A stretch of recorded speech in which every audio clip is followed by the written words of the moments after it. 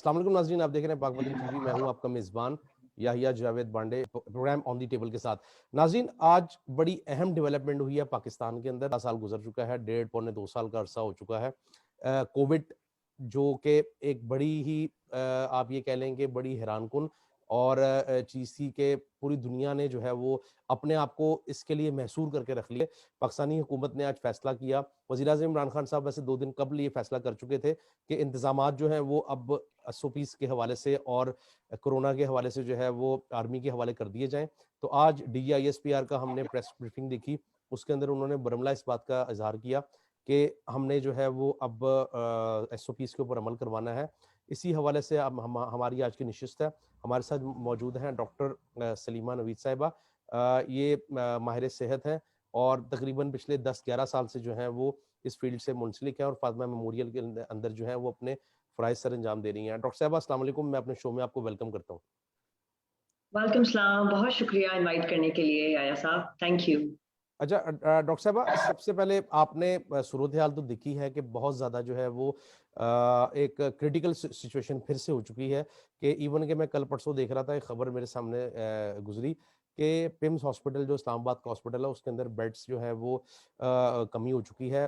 Patient जो है वो उनके लिए मुयसर नहीं, और इसी तरह लाहौर के अंदर भी हम सूरत हाल देख रहे हैं कि काफ़ी क्रिटिकल सूरत हाल है। तो आप अभी जो है वो मौजूदा सूरत हाल के अंदर कैसे देखती हैं? एक तो पहले हम थोड़ा-सा पाकिस्तान के ऊपर बात कर लेते हैं, फिर हम बात कर लेंगे इंडिया के ऊपर। आप बताइएगा कि अभी मौजूदा सूरत-ए-हाल के क्या चल रही है?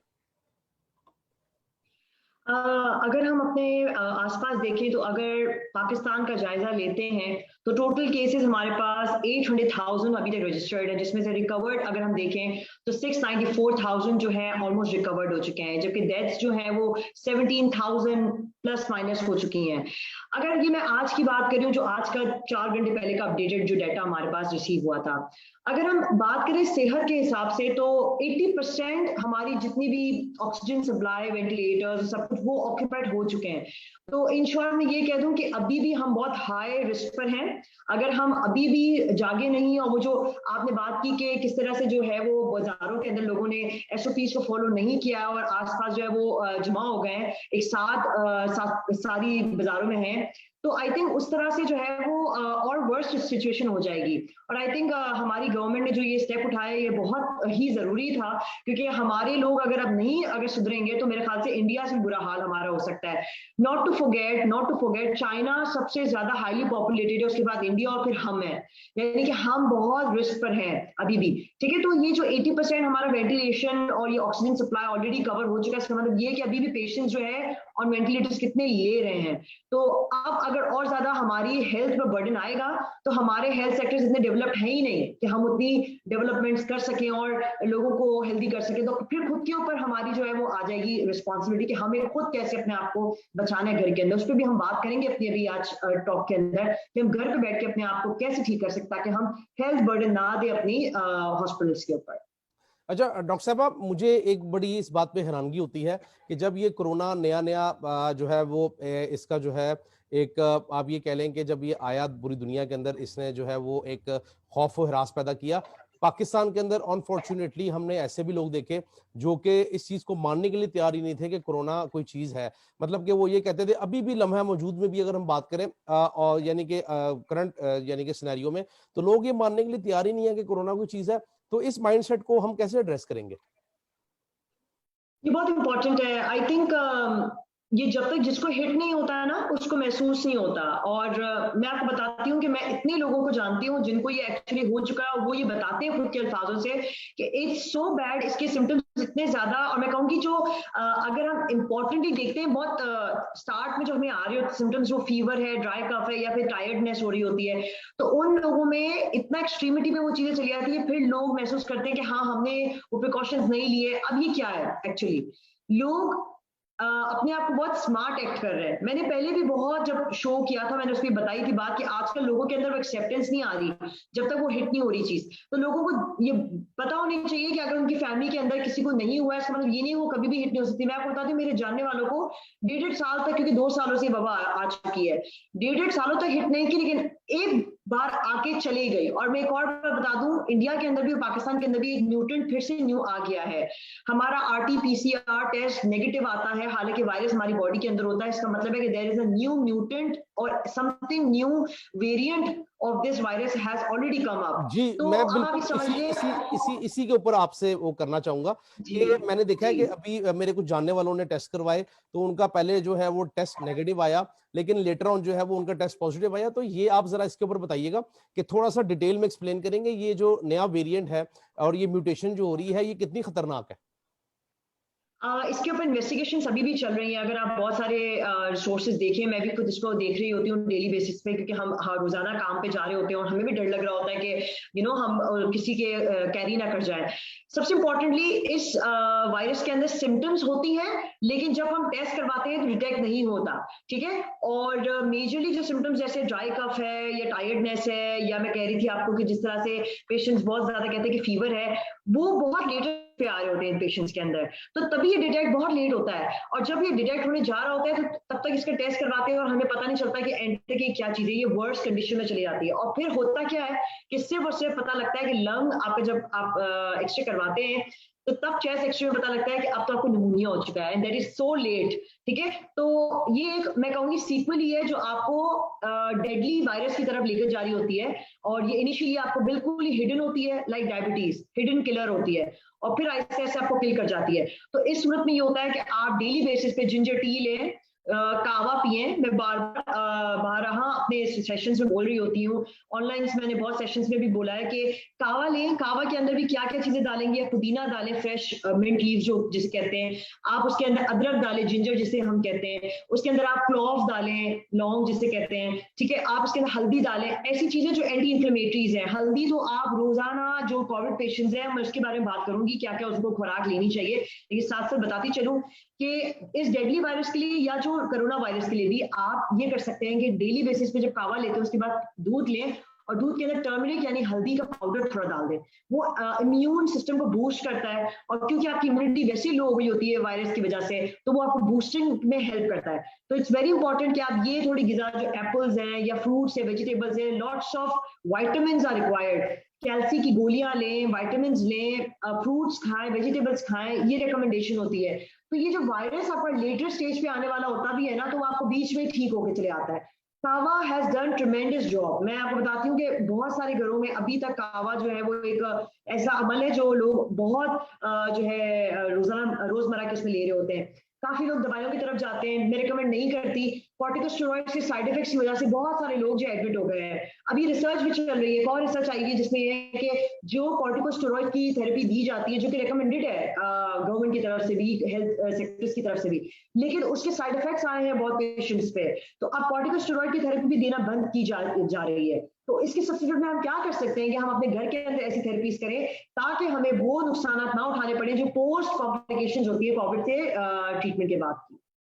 अच्छा डॉक्टर साहब, इसमें हमने देखा है एक कुछ अभी जो आपने वैक्सीनेशन के से भी गो थ्रू हुई होंगी, आपने उसको स्टडी किया होगा, थोड़ा सा ये बताइएगा कि एक रशियन वैक्सीनेशन है, उसके अंदर बुनियादी फर्क क्या है, और एक जो पहले हमारे पास चाइना से आ रही थी, जो गवर्नमेंट जो वैक्सीनेशन यूज कर रही थी, तो उसमें बुनियादी फर्क क्या है। और दूसरा ये बताइएगा कि मैंने कुछ अपने रिलेटिव्स देखे हैं, मेरे अपने ब्रदर इन लॉ को भी ये हुआ, उन्होंने 2 दिन पहले एक तो वो एसओपीज का मुकम्मल जो है वो अमल दरामद कर रहे थे, फिर उन्होंने जो है वो ये रशियन वैक्सीन लगवाई, लेकिन लेटर ऑन जो है वो उनको फौरन जो है गालबन 2 से 3 दिन के बाद जो है वो उनको कोरोना का अटैक हुआ, और बिल्कुल वही कंडीशन हुई कि he was just standing and then faint हुए और वो नीचे गिर गए, और यही वही सिचुएशन थी जो भारत के अंदर चल रही है। तो आप समझती हैं कि वो वाला जो वायरस जो वेरिएंट है वो पाकिस्तान भी आ चुका हुआ है?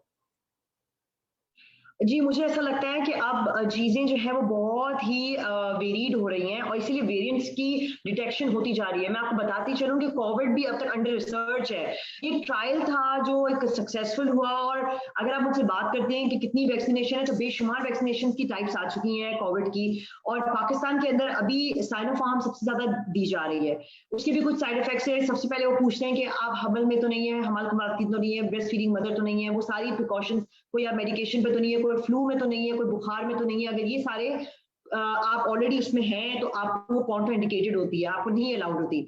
साइड इफेक्ट्स की जहां तक मैं बात करूं तो डेफिनेटली हर वैक्सीनेशन की साइड इफेक्ट्स होते हैं, इसमें आपको वरी करने की जरूरत नहीं है। अगर एक बच्चे को आप लगाते हैं, छोटे से बच्चे को, तो हमेशा डॉक्टर्स कहते हैं पेन हो तो पैनाडोल दे दो, अगर ये हो तो साइड इफेक्ट्स कुछ ऐसा वॉमिटिंग हो, नोजिया हो तो उसके लिए ये कर दो। तो हर वैक्सीनेशन का साइड इफेक्ट इसलिए होता है क्योंकि वो आपके इम्यूनोग्लोबुलिन्स बनाती है, आपकी इम्यूनिटी बनाती है, ठीक है। हाँ, लेकिन एक और बात है जो आपने बात की, अगर पेशेंट के अंदर ऑलरेडी वेरिएंट है कोविड का, ठीक है, और वो वैक्सीनेटेड हो जाता है विदाउट चेकिंग, तो डेफिनेटली वो को इंटरैक्टिव हो जाता है और फिर पेशेंट के अंदर कुछ कॉम्प्लिकेशंस आती हैं रैशेस के फॉर्म में और वेरियस फॉर्म्स के अंदर। तो इसीलिए आपको ये जानना बहुत जरूरी है कि अगर आपको फ्लू, बुखार या अगर साइड सिम्टम्स नहीं भी और अगर आपको अपनी उसके लिए चेक करवाना है तो चेक करवा के फिर आप वैक्सीनेशन की तरफ जाए। हाँ, लेकिन जो न्यू वेरिएंट है उसकी ये वैक्सीनेशन नहीं आई है हमारे पास, ठीक है। तो ये इसकी ये बिल्कुल नहीं है कि अगर आपने वैक्सीनेशन करा ली और अगर आप कोई और वेरिएंट की वजह से इफेक्ट हुए हैं तो वो डेफिनेटली अब इफेक्ट होंगे, वो अभी अंडर रिसर्च है, वो चलती आएगी, अभी तक हमारे पास कोई रिसोर्सेज नहीं है। लेकिन आप अपने आप को कोविड-19 के हवाले से प्लीज वैक्सीनेट करवाएं। गवर्नमेंट की तरफ से हेल्थ फ्रंटलाइनर्स को, हेल्थ वर्कर्स को, सारी टीम्स को फ्री में वैक्सीनेशन हो रही है, वो करवाएं। 60 एंड अबव, 50 एंड अबव पे बहुत ज्यादा वैक्सीनेशन हो रही है, काफी लोग अपनी प्राइवेट वैक्सीनेशन करवा रहे हैं। Just get it vaccinated. इसका एक खास रीजन ये है, मैं आपको इंडिया की एक स्टोरी बताती हूँ। मैंने बहुत जबरदस्त एक मैं कहूँगी लेसन सीखा है और सबके लिए ये लेसन है, मेरे ख्याल से मैं आज ये पहुंचाना चाहूंगी। इंडिया की खुद गवर्नमेंट हेल्थ की बताती है कि हमने इतनी सारी वैक्सीनेशंस को जो है वो यहाँ पे लाया था और लोगों के लिए कि लोग इसको वैक्सीनेट हो जाएं, लेकिन लोगों ने ये सोचते हुए कि इसका क्या फायदा, उन्हें नहीं लगवाया। और आज उनकी जो सिचुएशन है, it is worse than any of the country, even then the China as well. If you remember, अगर आप इंडिया का सिर्फ जायजा लेते हैं, मैं आपको बताती चलूं, अभी currently 17.3 million, can you just imagine, cases है टोटल। कैन यू जस्ट इमेजिन, अगर इंडिया का एक हम पर्सपेक्टिव भी लेते हैं ना, 14 मार्च 2020 के अंदर ये स्टार्ट हुआ था वायरस उनके वहां पे, और 19 सितंबर को इसका एक हाई पीक आया।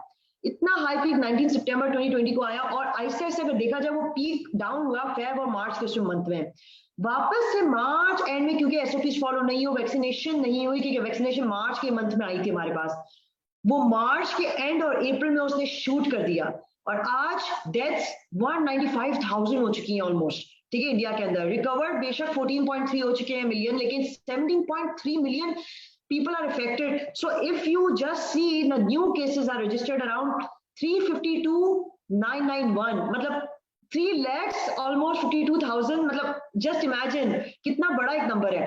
तो अगर इंडिया की इतनी वर्स्ट सिचुएशन हुई है तो ये हमारी भी हो सकती है, क्योंकि हम खाना जाना है बाहर, हमें डायनॉट्स पे जाना है, हमें वो एसओपीज फॉलो नहीं करें, शॉपिंग हमें पूरी प्रॉपर करनी है विदाउट एसओपीज, कुछ चीजों को हमें लिमिटाइज करना होगा, हमें एक रिस्पॉन्सिबल सिटीजन बनने की जरूरत है, मेरा ख्याल है, ठीक है। हाँ, early checkup is very important. जो हमारे पास वैक्सीनेशन आई है वो बहुत इंपॉर्टेंट है। अगर आप अफोर्ड नहीं कर सकते, सून आई हैव हर्ड कि government will be launching it, लेकिन आप प्रिकॉशंस लें, आप घर के अंदर वो थेरेपीज करें, रेमेडीज करें, ताकि आप अनइफेक्टेड रहें, ठीक है। अपने घर के लिए बहुत जरूरी है, अपने खानदान के लिए बहुत जरूरी है कि आप अपने आप को जो है वो अनइफेक्टेड रखें। So this is something very important to note and to point out on.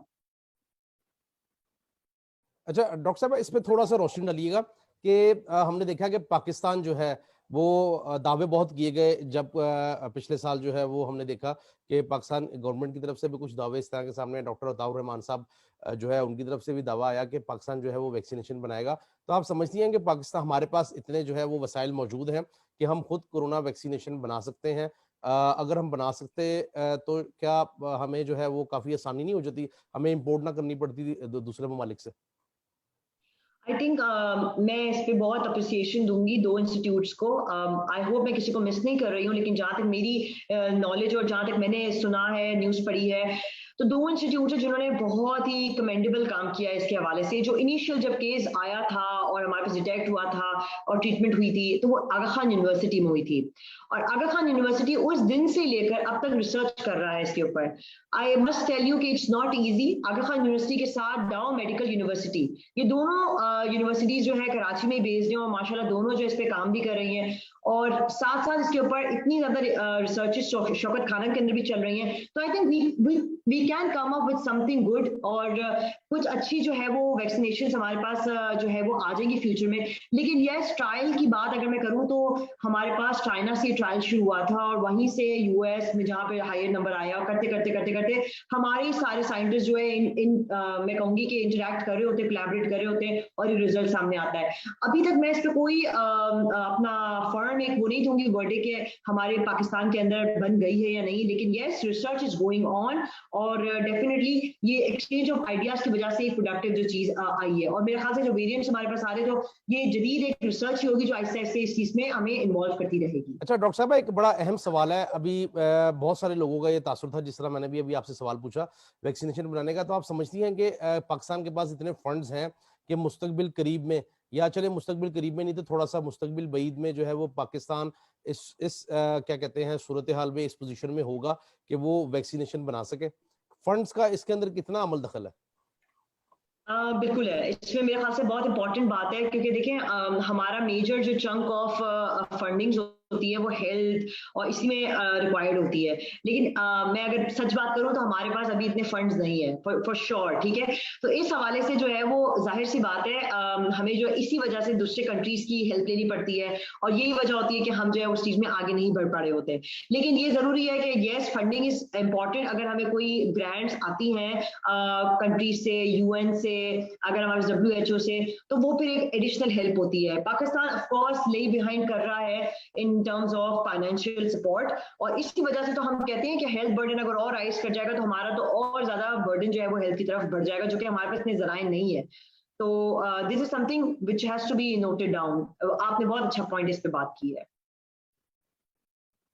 अच्छा डॉक्टर साहब, थोड़ा सा आगे चलते हैं। मैं बड़ा इसमें मतलब कि हेल्थ के हवाले से हमने अनफॉर्चुनेटली देखा है कि पूरी दुनिया ने कोविड 19 ने ये जो वायरस है इसने पूरी दुनिया को एक्सपोज करके रख दिया है कि हमने देखा कि पूरी दुनिया में हेल्थ का निज़ाम जो है वो धर्म भरम होकर रह गया। अमेरिका की बातें सुनते थे, सुपर पावर्स की, बरतानिया की बात सुनते थे कि बड़ा अच्छा हेल्थ का सिस्टम है, यूरोपीय यूनियन या यूरोपीय ममालिक जो हैं उनकी हम बात सुनते थे कि बड़ा अच्छा हेल्थ का सिस्टम है। लेकिन अनफॉर्चुनेटली ये एक ऐसी पेंडेमिक की सूरत हाल बनी कि इन्होंने जो है वो दुनिया की बड़ी बड़ी ताकतवर तरीन जो ममालिक हैं उनको एक्सपोज करके रख दिया। लेकिन इसमें हम चाइना को क्रेडिट देंगे कि चाइना ने जो है वो बड़े आसान तरीके से और बड़ी समझदारी से चीज़ों को जो है वो मैनेज किया और विद इन सम टाइम जो है वो उन्होंने इसके ऊपर काबू पा लिया।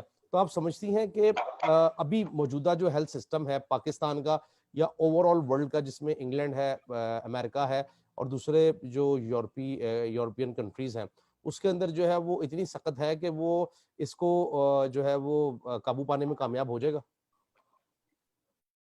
अच्छा, एक बात कहूँ, हम याया साहब, ये बहुत इंपॉर्टेंट है कि हम ये आप इस चीज को एक्सेप्ट करें कि हम एक डेवलपिंग कंट्रीज हैं, ठीक है। और बहुत सारे कंट्रीज जैसे कि चाइना की अगर हम बात करें, वो डेवलप्ड कंट्री है, तो डेफिनेटली उनके पास वो सारे जराए थे। और डेवलप कंट्री में यानी कि अगर वो बंदे घर में भी रह जाए तो उनको कभी रोटी कपड़ा मकान की दिक्कत नहीं होगी कभी भी। तो हमारे लोगों में आजकल यही मसला है। हम अभी इस डिबेट में लगे हुए होते हैं कि लॉकडाउन करेंगे तो उनका क्या होगा, जो कमाने वाले लोग हैं, जो एक दो उनका एक प्लेटफॉर्म, उनको कहाँ से मिलेगा सारा सामान, उनको कैसे राशन आएगा। अब पहले इनिशियली यही तो सारे प्रॉब्लम्स थे। तो मैं ये जरूर कहूंगी, चाइना को मैं बहुत अप्रिसिएशन करूंगी जिस तरह से उन्होंने कंप्लीट लॉकडाउन में उनके लोगों ने उनको सपोर्ट किया है। लोगों का इसमें बहुत ज्यादा है। अगर गवर्नमेंट का बहुत अच्छा था रोल, तो उसमें लोगों का भी है, टू वे है कि उन्होंने कितनी बेहतरीन तरीके से जो है वो लोगों के साथ एक ताल्लुक बनाया और सब चीजों को स्टेबलाइज किया।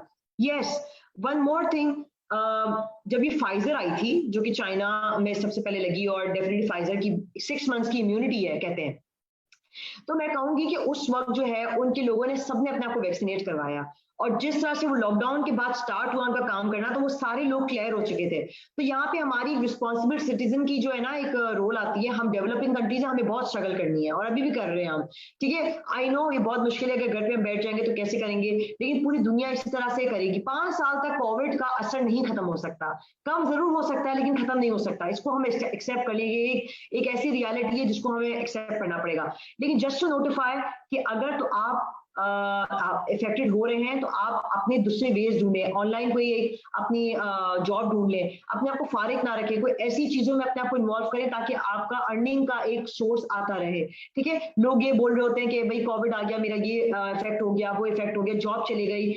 क्या उस सिचुएशन में आपने अपनी कुछ और चीजों को स्टार्ट किया, एजुकेशन स्टार्ट की, कोई और चीज स्टार्ट की जो आपको कहीं और लेके जाए, ठीक है? I know things are bad at every end, लेकिन आपने अपने कोई ऐसी सिचुएशंस की जो आपने रिसोर्सेज को फाइंड आउट किया, तो नाउ अपॉर्चुनिटीज के ऊपर खेलना है हमें। बीइंग अ डेवलपिंग कंट्री, बहुत सारे कंट्रीज अंडर डेवलप्ड भी हैं, ठीक है, और वो भी इस तरह को स्ट्रगल को लेके चल रहे हैं। तो चाइना के पास एक बहुत अच्छा, एक मैं कहूंगी कि एक हमारे रोल मॉडल है वो सबके लिए, लेकिन हम कंपेयर नहीं कर सकते उसको पाकिस्तान के साथ। There is a way difference between both of the countries. जी, ये बात तो आप बिल्कुल दुरुस्त फरमा रही हैं कि चाइना और पाकिस्तान के अंदर जो है वो फाइनेंशियली भी और ओवरऑल जो सिचुएशन है वो उसमें काफ़ी फ़र्क है। अच्छा, मैं थोड़ा-सा आगे चलूँगा, आपसे ये जानना चाहेंगे कि आपका जो है वो अभी रिसेंटली भी मैं सुन रहा था एक जगह के ऊपर आपका इंटरव्यू था, उसके अंदर आपने जो है वो रमज़ानुल मुबारक के हवाले से कुछ चीज़ें आप ने सजेस्ट की थी उनको। एक बड़ा अहम जो एलिमेंट है वो रमज़ानुल मुबारक के अंदर वो ये है कि जो डिज़ीनेस हो जाती है बिफोर यानी कि ड्यूरिंग फास्टिंग, यानी कि रोजे के दौरान भी एक डिजीनेस रहती है और फिर रोजा खोलने के बाद तो बिल्कुल ऐसे लगता है कि जैसे कि आपने बहुत एक सारा दिन जो है वो हेक्टिक रूटीन गुजारा है और उसके बाद आपको बस जो है वो आप गए और आपको जो है वो सुबह यानी कि आपको आपकी आंख खुलेगी, आपको जो है वो मतलब ऐसे वो डिजीनेस की फील आती है और ये जो फीलिंग है ये सारा दिन भी रहती है, तो इसकी बुनियादी वजह बताइएगा। खास तौर पे ये वजह होती है कि हम अपने आप को बिजी नहीं रखते। सबसे इंपॉर्टेंटली अगर हम रमजान के अंदर अपने आप को बिजी रखें और हाइड्रेटेड रहें, यानी जब हम रोजा बंद कर रहे होते हैं सहरी के वक्त, तो बहुत इंपॉर्टेंट है कि हम, मैंने पहले भी अपने सेशन में आपके साथ भी कहा था कि आप पानी ज्यादा से ज्यादा पिए ताकि आप हाइड्रेटेड रहें। आप फ्रूट ज्यादा पिए, वाटरी फ्रूट्स में आपके वाटरमेलन हो गए, आपके कक्यूम्बर हो गए, आपके पास सिट्रस फ्रूट्स में ऑरेंजेस वगैरह हो गए। जितना आप बोलेंगे ये आपके लिए, कोरोना के लिए बहुत जरूरी है, जितना आप ये सिट्रस फ्रूट और हाइड्रेटेड रहेंगे आपको कोई दुनिया की बीमारी नहीं छेड़ सकती और आप अपने आप को एक्टिव रहेंगे, क्योंकि आपके पास बॉडी में जब रिजर्वायर्स वाटर के होते हैं ना, तो आप इस गर्मी के अंदर भी बर्दाश्त कर सकते हैं। वाटरमेलन के अंदर 98% वाटर होता है, कुक्यूम्बर के अंदर 90s में आपके पास वाटर होता है, तो कितना ज्यादा कंटेंट तो वाटर का आपको इनके थ्रू मिल रहा है। तो आपकी इस पूरे रमजान के अंदर, और मैं कहूंगी कोविड के साथ साथ, आप हाइड्रेटेड भी रहेंगे। डिजीनेस का एक और रीजन ये भी हो सकता है कि आप नींद पूरी रात के टाइम पे नहीं कर रहे होते, जैसे कि सहरी से पहले आप सो जाए। हमारी आदतें क्या है, हम लेटे रहे, मूवीज देखते रहे, टीवी देखते रहे और फिर हम वापस सहरी में आके फिर जाके थोड़ा सा देख के और फिर सो गए। तो जो एक आपकी बॉडी की रिक्वायरमेंट थी 6 to 8 आवर्स, जो अडल्ट की रिक्वायरमेंट होती है, और बच्चों की 10 to 12 आवर्स, वो अगर नींद आप पूरी नहीं करते तो आपकी सर्काडियन रिदम तो खत्म हो गई ना। एक रिदम होती है हमारी, हर एक साइकिल होती है कि इस टाइम पे आप उठे और इस टाइम पे आप सोए, तो अल्टीमेटली आपको नेक्स्ट डे भी उसी दिन उसी वक्त पे नींद आएगी। तो उस आवर्स को कंप्लीट करें अपनी नींद को, और बीच में छोटे छोटे नैप्स लें, जिसे हम पावर नैप भी कहते हैं, जो कि आपको एक एनर्जी देता है। सो अगर आप रमजान के अंदर भी हैं तो आप क्विक एक पावर नैप ले लें, 1 घंटे का 2 घंटे का, जो आपको एक्टिव कर दे। अब जैसे आपके पास सेशन में आने से पहले मैं बहुत बिजी थी, बहुत ज्यादा बिजी थी, और रमजान की भी हमारी पूरी तैयारियां घर में चल रही थी। जी, वो मुझे मैंने अंदाजा पावर है नैप कि आप लेकर, जी काफ़ी बिज़ी थी। जी, तो पावर नैप लेके मैंने जो आधे घंटे का, और I think I was on my toes. तो इट्स वेरी इंपॉर्टेंट कि यू टेक अ स्मॉल आधा घंटा 1 आवर का नैप, जो पावर नैप होता है, जो आपको एक पावर एनर्जी देता है इंटरनली, तो ताकि आप आगे बूस्टअप हो जाए, ठीक है। और बूस्टिंग, आप फ्रूट्स खाएं, बूस्टिंग आप एक्टिविटीज करें, अपने आप को फ्रूटफुल चीजों में इन्वॉल्व करें। This is the best time कि आप अपने मैदे को एक तरीके से रेस्ट दे रहे होते हैं। तो ये बेस्ट टाइम होता है कि आप किस तरीके से अपने मैदे की मदद से अपने पूरी बॉडी को एक बूस्टिंग इम्यूनिटी दें, ठीक है। तो इट्स वेरी इंपॉर्टेंट किस तरह हम इसको लेके चलते हैं। This is the way we can do it. अच्छा, थोड़ा-सा एक हम बताइएगा, अभी हमने डिज़ीनेस की बात की, अगर हम इसके ऊपर आ जाएँ एक्सरसाइज़ के ऊपर, कि अमूमी तौर पे हमने देखा है कि अगर हम रूटीन के अंदर वर्जिश करें सुबह जो है वो मॉर्निंग के अंदर बिल्कुल 4-5 बजे 6 बजे का जो टाइम होता है, जो लोग जाकर एक्सरसाइज़ करते हैं। लेकिन रमज़ान के अंदर, ड्यूरिंग रमज़ान हम एक्सरसाइज़ का जो ये रूटीन है वो अमूमी तौर पे हमारा जो है वो नहीं बन पाता और पूरा-पूरा महीना, ये पूरा महीना तकरीबन जो है वो हम देखते हैं कि लोग एक्सरसाइज की रूटीन जो है वो नहीं बना पाते। तो एक्सरसाइज के हवाले से कुछ बताइएगा, कुछ टिप्स दीजिएगा, जिससे ये है कि कम से कम जिस तरह अभी डिज़ीनेस की बात की, हमारी बॉडी जो है वो एक्टिव रहे और हमारा जो ये क्या कहते हैं उसको, निज़ाम पूरा जो है ये प्रॉपर जो है वो हमें सपोर्ट करे उसके अंदर। अच्छा, लोग अक्सर ये शिकायत करते हैं हमसे कि मैं बहुत वॉक करती हूँ और मैं बहुत, अगर जिमिंग करती हूँ तो मुझे इतना ज्यादा प्यास लगती है या मुझे इतनी थकन होती है रमजान के अंदर कि मैं नहीं उसे कोप अप कर सकती हूँ। तो बहुत सिंपल सी बात है, अगर आपकी टॉलरेंस नहीं कर रही है उस चीज को बर्दाश्त, तो आपके पास बहुत सारे ऑल्टरनेटिव्स हैं। अब वो ऑल्टरनेटिव्स क्या हैं? नंबर वन, आप योगा कर सकते हैं, बैठे बैठे ब्रीदिंग एक्सरसाइजेस कर सकते हैं। देखिए, something which gives you the internal peace. आपकी फिजिकल एक्टिविटी हर चीज होती है, जरूरी नहीं है आप भागे दौड़े, वही आपकी फिजिकल एक्टिविटी है। आप योगा कर सकते हैं, आप मेडिटेशन कर सकते हैं, आप ब्रीदिंग एक्सरसाइजेस कर सकते हैं जो डीप ब्रीदिंग होती है मॉर्निंग के अंदर। साथ साथ काफी लोग जो है वो ये भी करते हैं कि अगर 5-6 राउंड आप वॉक के कर लें मॉर्निंग के अंदर, ब्रीदिंग आपकी जो हो रही होती है वो आपको इतना एक्टिव कर देती है कि आपको फ्रेशनेस मिल रही होती है। ठीक है, ट्राई टू अवॉइड कि आप धूप के अंदर ना करें। आप ऐसे थोड़े से क्लाउडी या थोड़े से जैसे छांव का टाइम आ जाता है, जैसे 4 मगरिब का टाइम से पहले 4 बजे से 5 बजे तक कर लें। सुबह को आप अर्ली कर लें 6 बजे से 7 बजे तक, यानी सन के आने से पहले अगर आप कर लेंगे तो आपके अंदर थकन भी नहीं रहेगी। वो धूप की एक जो चीज होती है ना, जो डिहाइड्रेशन आपको कर लेती है, वो भी नहीं रहेगी। रमजान के अंदर भी और कोविड के अंदर भी मैं कहूंगी ये 2 चीजें बहुत इंपॉर्टेंट है। चिकनाई वाली चीजों से गुरेज करें, वो आपको थकाती हैं, हमेशा से याद रखिएगा। वो आपकी बॉडी में से ऑलरेडी वाटर का कंटेंट रिमूव करती हैं। ठीक है, तो आप जितना बैलेंस डाइट, मॉडरेट कार्ब्स खाएं, या अगर फैट्स खाने की दिल करती है मॉडरेशन में खाएं, लेकिन ज्यादातर आप एंटीऑक्सीडेंट्स की तरफ आएं, जिसमें विटामिन मिनरल्स आ जाते हैं। विटामिन सी है, डी है, दूध के फॉर्म में, फ्रूट्स के फॉर्म में, वेजिटेबल्स के फॉर्म में। तो एक्सरसाइज आपके पास बहुत ऑल्टरनेटिव्स है, जुम्बा है, योगा है, एरोबिक्स है, मेडिटेशन है। अगर आप वॉक और जॉग नहीं कर सकते, वॉक जॉग का एक टाइम सेट कर लें, वो टाइम के ऊपर आपको कभी भी थकान महसूस नहीं होगी। हर एक चीज का एक टाइम है, बस वो उसको फॉलो करना है आपको। बल्कि इसके ऊपर तो आपके साथ अलग कोई निशिस्त रखेंगे, उसके ऊपर जो है वो हम नाजरीन को वर्जिश और एक्सरसाइज के हवाले से अलग से जो है वो बताएंगे, ताकि ये है कि लोग उसको देखें और उसके हवाले से जो है वो जितनी भी गाइडलाइंस हैं वो ले सकें। अच्छा, मैं ना थोड़ा सा बिल्कुल लास्ट ही प्रोग्राम के बिल्कुल आखिरी हिस्से में मैं बच्चों के हवाले से जानना चाहूंगा कि हमने अभी सुना है और पढ़ा भी है और देखा भी है कि कोविड की जो ये सूरत हाल है, ये बच्चों के अंदर भी जो है ना वो सुनने में यही आ रहा है, केसेस आ रहे हैं। तो बच्चों को हम इससे कैसे बचाएं? ये बहुत अच्छी बात आपने कही है, और मैं कहूंगी कि हम पहले शायद सबसे ज्यादा रिलैक्स इसीलिए थे कि बच्चों में ये वायरस जो है वो नहीं आ रहा है। लेकिन अब मैं आपको यही बार बार बात कर रही हूँ कि वेरिएंट्स आ रहे हैं और चीजें न्यू अभी भी रिसर्च हो रही है और चीजें पता लग रही है हमें कि इसकी ये भी चीज हो सकती है, ये भी शो कर सकती है। बच्चों के अंदर खास तौर पे मास्क की 2 इयर्स एंड अबव में अब मैंडेटरी कर दिया गया है कि जो आप मास्क जो है बच्चों को पहनाएं। नंबर 1। नंबर 2 ये कि कॉन्टैक्ट्स जो है बच्चों को बार बार वॉशिंग करवाएं, बार बार बच्चों की आदत करवाएं कि वो अपने साथ सैनिटाइजर्स रखें। बच्चों के अंदर ये हैबिट दें कि वो किसी को टच, हैंडशेक ना करें, किसी का कॉन्टैक्ट ना करें। ज्यादा प्यार करते हैं बड़े तो वो ज़ाहिर प्यार में हो जाता है, बच्चे आपस में कर रहे होते हैं दोस्तियां, तो आपस में खेलते हैं, तो जो भी खेल कूद हो रहा होता है वो आके धो लें, अपने आप को शावर लें। जैसे हमारे बड़ों में एक एक्टिविटी थी कि हम आते थे घर में और शावर लेते थे, बच्चों की एक एक्टिविटी कर लें कि वो बाहर से भी आए तो वो शावर ले लें और बार बार हैंड वॉशिंग की एक एक्टिविटी करें। बच्चों में भी मिनरल्स की, विटामिन की जितनी आप जो बच्चों के लिए आती भी हैं काफी मेडिसिन जिसमें विटामिन आती हैं, विटामिन डी आती हैं, उसके ड्रॉप्स होते हैं, वो लाजमी वो बच्चों को स्टार्ट करवाएं। आपके बच्चों में अगर छोटे हैं तो ड्रॉप्स दें। एसिफाइल, बहुत सारे लोग जो होते हैं वो ये भी कहते हैं कि अगर एलर्जीज है तो एसिफाइल सिरप्स दे दे बड़ों बच्चों को, बड़े भी पी सकते हैं अगर एलर्जीज है कोई। लेकिन अपने आप को एलर्जीज, फ्लू वगैरह से अवॉइड करें जितना आप कोशिश करें। ठंड में ज्यादा बच्चों को ना रखें, कवर्ड रखें ताकि नमूनिया के चांसेस ना हो जो कि कॉम्प्लिकेशन है लेटर ऑन कोविड की। तो हर सिचुएशन के लिए आप उस तरह से लड़ें बच्चों के लिए। बच्चों के खाने में वेजिटेबल्स की चीजें जितनी डालें उतना ज्यादा अच्छा है आपके लिए, ताकि बच्चों को कहीं से वो कॉम्पोनेंट मिल रहा हो, क्योंकि वो कभी भी इस तरह तो लेंगे नहीं। तो बच्चों की फूड और बच्चों की हाइजीन के थ्रू आप उनको कोविड की प्रिकॉशंस को लेकर जा सकते हैं, मोस्ट इंपॉर्टेंटली। जी, बहुत शुक्रिया डॉक्टर साहबा आपका, आपने एक और निशिस्त के अंदर हमें टाइम दिया ऑन दी टेबल में।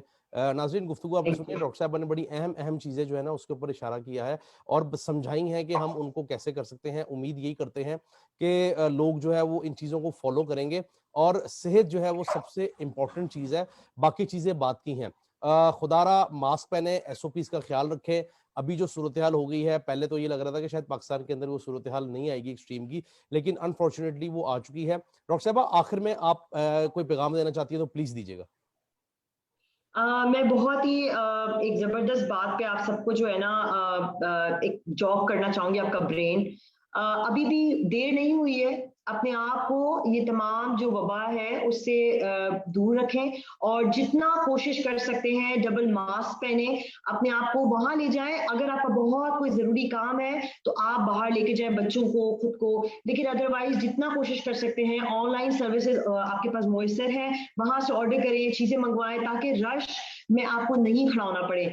और ये ईद का एक मौका आने वाला है, हम सब चाहते हैं कि अपने प्यारों के साथ हम ये ईद मनाएं, लेकिन विद प्रिकॉशंस। जरूरी नहीं है कि आप उनके घरों पे जाके मिले या वो आपके पास मिले।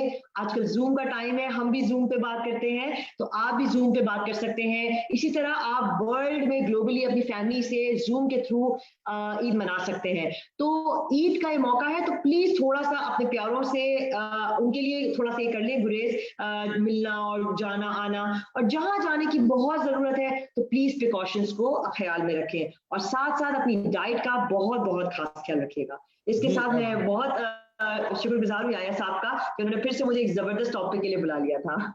बहुत शुक्रिया डॉक्टर थैंक यू। साहब, गुफ्तगू आपने सुनी है। आपसे मुलाकात होगी इंशाल्लाह अगले प्रोग्राम में। तब तक के लिए अपने मेजबान याहिया जावेद बांडे को दीजिए इजाजत। अल्लाह हाफिज।